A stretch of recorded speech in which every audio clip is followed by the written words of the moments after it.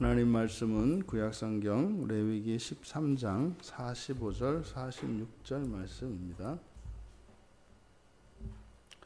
우리 같이 한 목소리로 함께 읽겠습니다.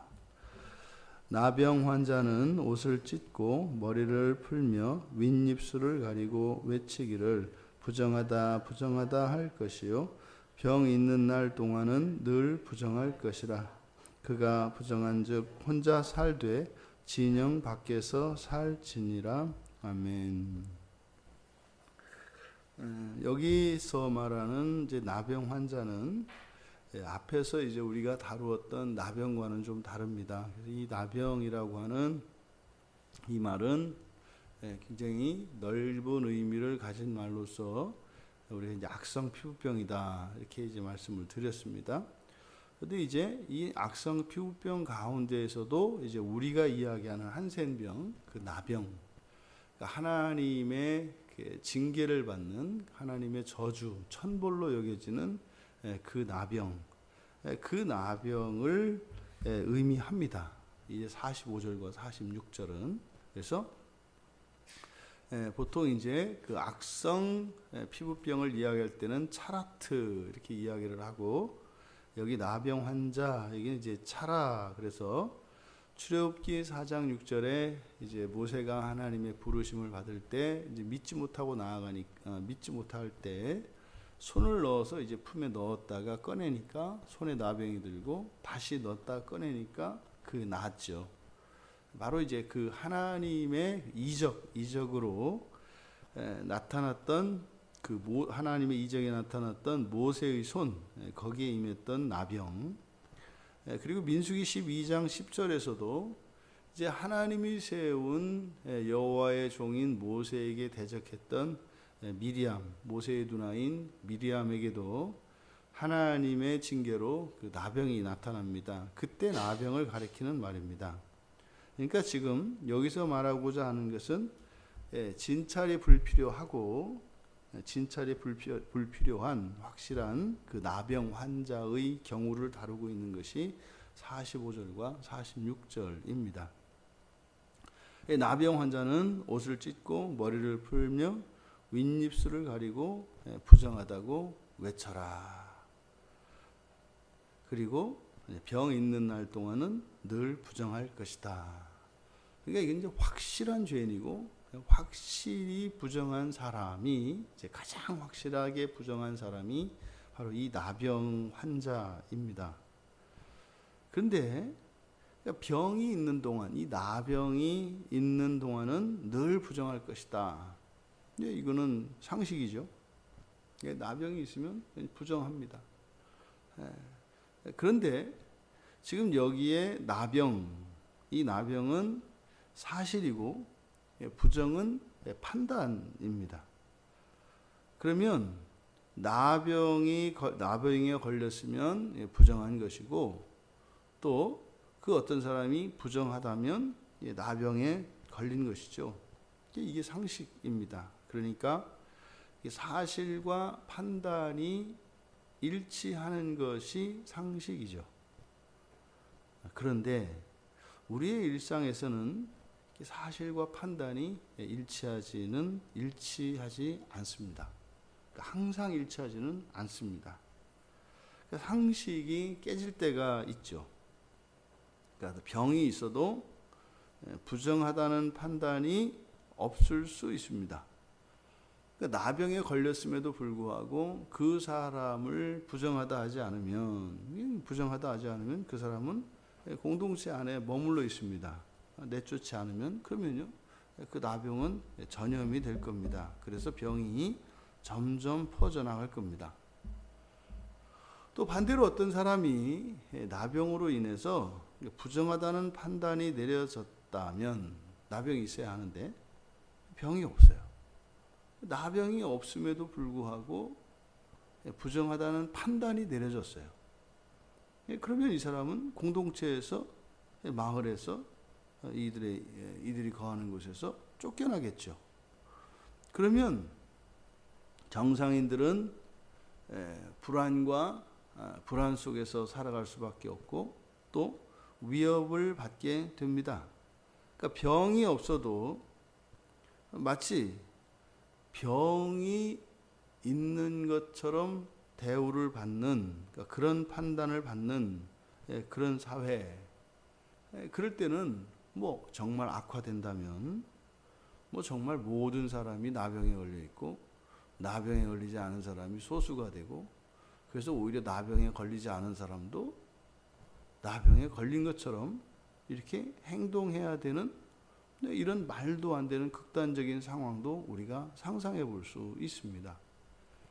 사실 이게 이제 우리들이 살다 보면 사람이 저지른 죄에 대해서 이제 사법제도에 의해서 판단을 받습니다. 유죄, 무죄가 가려지는데, 그러면 법원에 가서 재판을 받았을 때 항상 모든 사람이 이렇게 상식적으로 죄 있는 사람은 죄인으로, 죄 없는 사람은 무죄로 석방이 되느냐? 그렇지 않습니다. 고대로부터 현대에 이르기까지 아무리 이런 법제도가 발달하고 사회의 시민의식이 성숙한다 할지라도 이것이 항상 그렇게 상식이 지켜지지는 않습니다. 최소화, 그 상식이 깨지는 것을 우리가 최소화하기 위해서 노력을 할 뿐이죠. 그래서 구약에서도 이렇게 가장 하나님으로부터 받을 수 있는 가장 큰 은총이 우리가 일명 지혜라고 하는 솔로몬이 구했던 그 지혜는 사실은 판단력입니다. 그러니까 상식적으로 판단할 수 있는 판단력을 주십시오라고 솔로몬이 구했었죠. 그러니까 이것은 일상 속에서는 이렇게 사실과 판단이 일치하는 것이 상식인데 실제로는 그것이 지켜지지 않는다. 그래서 아마 45절에서 적극적으로 나병에 걸린 사람에게 자신의 부정을 자기 스스로 외칠 것을 이야기하고 있습니다. 옷을 찢고 머리를 풀며 윗입술을 가리고 부정하다고 외쳐라. 여기서 옷을 찢고 머리를 푸는 것은 극도의 슬픔과 애통을 나타내는 것이죠. 그 이유는 뭐겠습니까?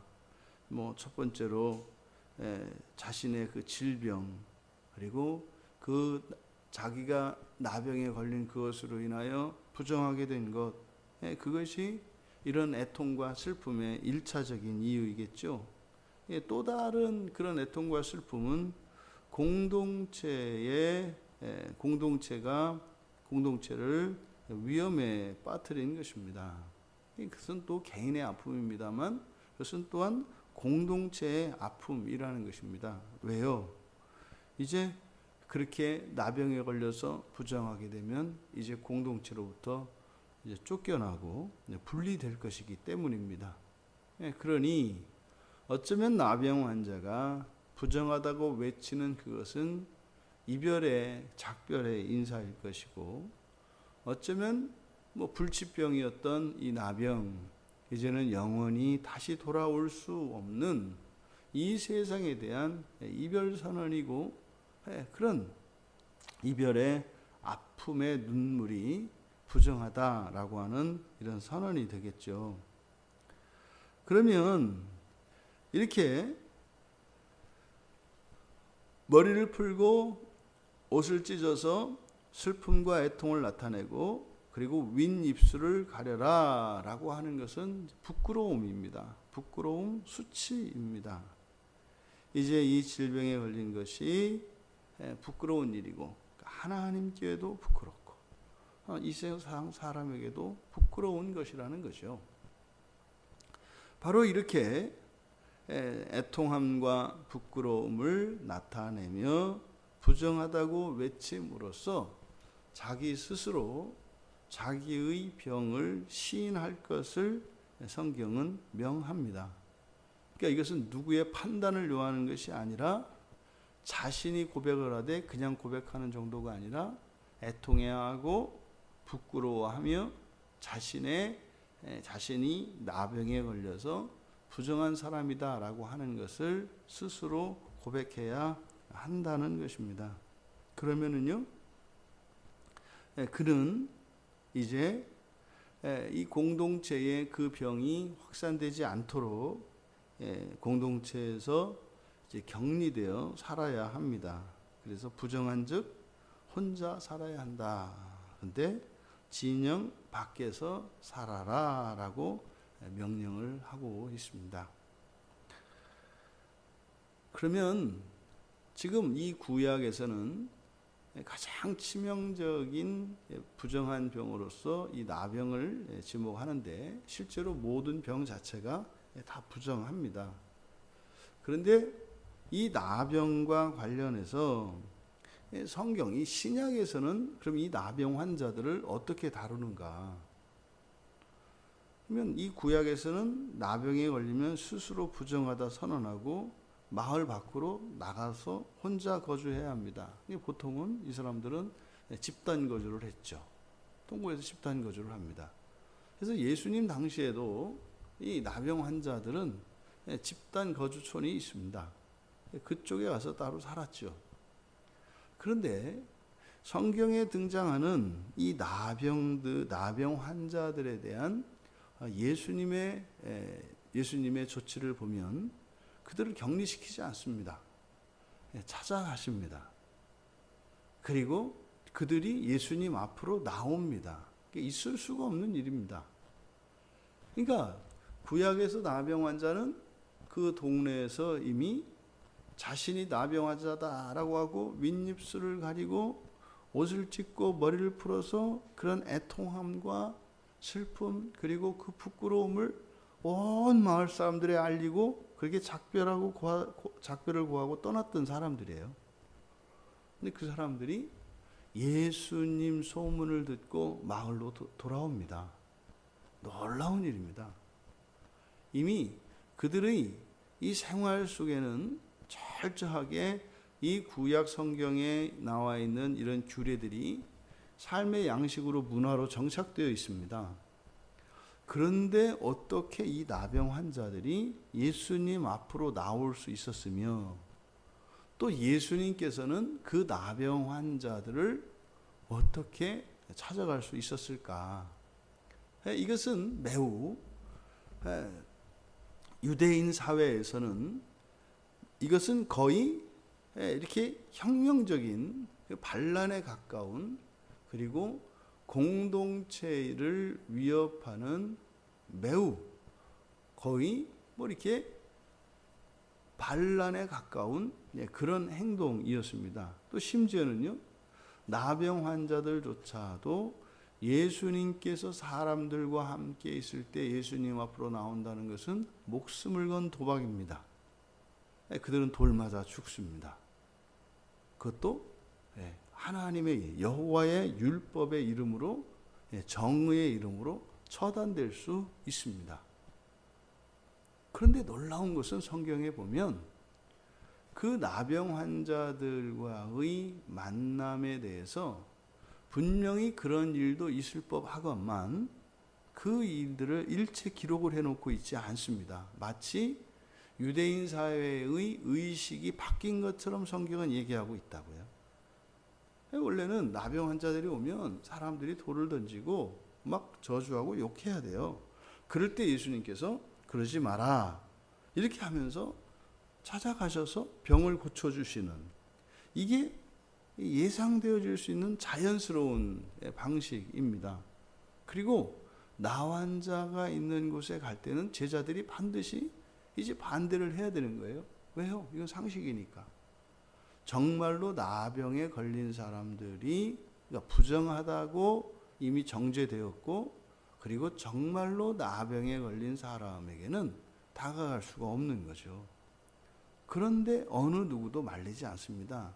그것은 그때 당시의 통념, 상식이죠.